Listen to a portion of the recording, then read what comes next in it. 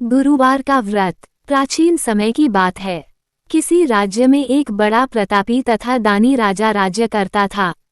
वह प्रत्येक गुरुवार को व्रत रखता एवं भूखे और गरीबों को दान देकर पुण्य प्राप्त करता था। परंतु ये बात उसकी रानी को अच्छा नहीं लगता था। वह न तो व्रत करती थी और न ही किसी को एक भी पैसा दान में देती थी, और राजा को भी ऐसा करने से मना करती थी।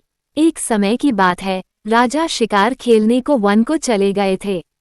घर पर रानी और दासी थी। उसी समय गुरु बृहस्पतिदेव साधु का रूप धारण कर राजा के दरवाजे पर भिक्षा मांगने को आए। साधु ने जब रानी से भिक्षा मांगी तो वह कहने लगी, हे साधु महाराज, मैं इस दान और पुण्य से तंग आ गई हूँ। आप कोई ऐसा उपाय बताएं जिससे कि सारा धन नष्ट हो जाए और मैं आराम से रह सकूं। बृहस्पतिदेव ने कहा, हे देवी, तुम बड़ी विचित्र हो। संतान और धन से कोई दुखी होता है।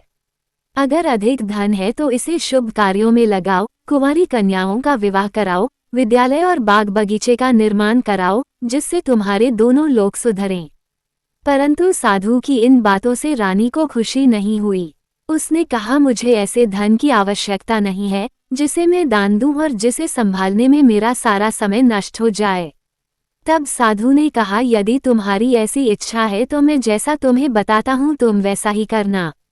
बृहस्पतिवार के दिन तुम घर को गोबर से लीपना, अपने केशों को पीली मिट्टी से धोना, केशों को धोते समय स्नान करना, राजा से हजामत बनाने को कहना, भोजन में मांस मदिरा खाना, कपड़ा धोबी के यहाँ धुलने डालना।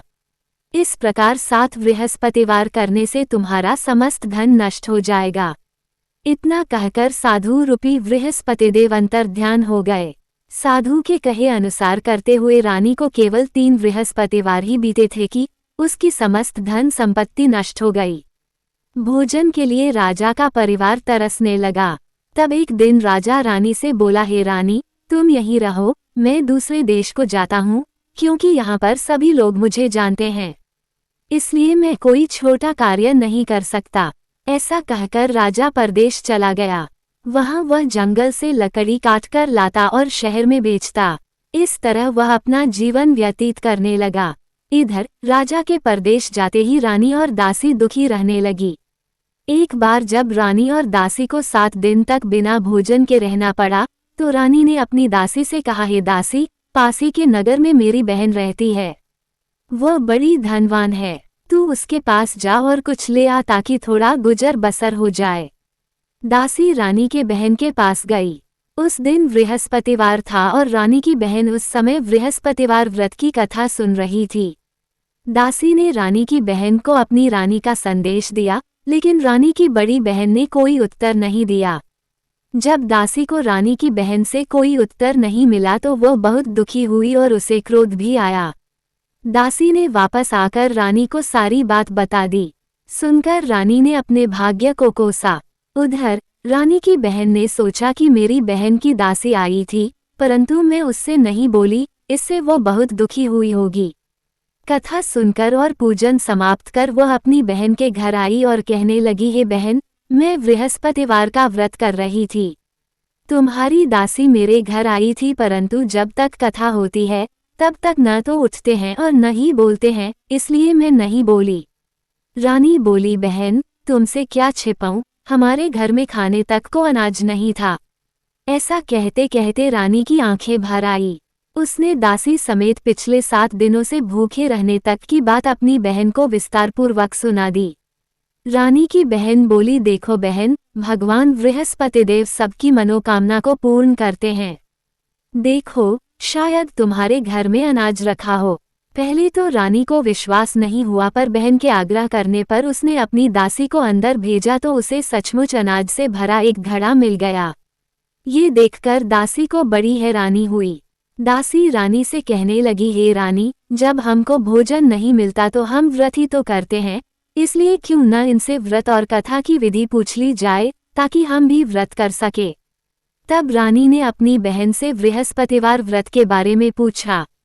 उसकी बहन ने बताया, बृहस्पतिवार के व्रत में चने की दाल और मुनक्का से विष्णु भगवान का केले की जड़ में पूजन करें तथा दीपक जलाएं, व्रत कथा सुने और पीला भोजन ही करें। इससे बृहस्पतिदेव प्रसन्न होते हैं। व्रत और पूजन विधि बतलाकर रानी की बहन अपने घर को लौट गई। 7वें रोज बाद जब गुरुवार आया तो रानी और दासी ने निश्चयानुसार व्रत रखा। गुड़साल में जाकर चना और गुड़ बीन लाई और फिर उसकी दाल से केले की जड़ तथा विष्णु भगवान का पूजन किया। अब पीला भोजन कहाँ से आए, इस बात को लेकर दोनों बहुत दुखी थे। चूंकि उन्होंने व्रत रखा था इसलिए गुरुदेव उन पर प्रसन्न थे, इसलिए वे एक साधारण व्यक्ति का रूप धारण कर 2 थालों में सुंदर पीला भोजन दासी को दे गए। भोजन पाकर दासी प्रसन्न हुई और फिर रानी के साथ मिलकर भोजन ग्रहण किया। उसके बाद वे सभी गुरुवार को व्रत और पूजन करने लगी।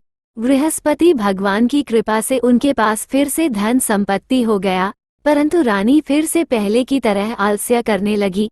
तब दासी बोली, देखो रानी, तुम पहले भी इस प्रकार आलस्य करती थी, तुम्हें धन रखने में कष्ट होता था, इस कारण सभी धन नष्ट हो गया और अब जब भगवान गुरुदेव की कृपा से धन मिला है तो तुम्हें फिर से आलस्य होता है।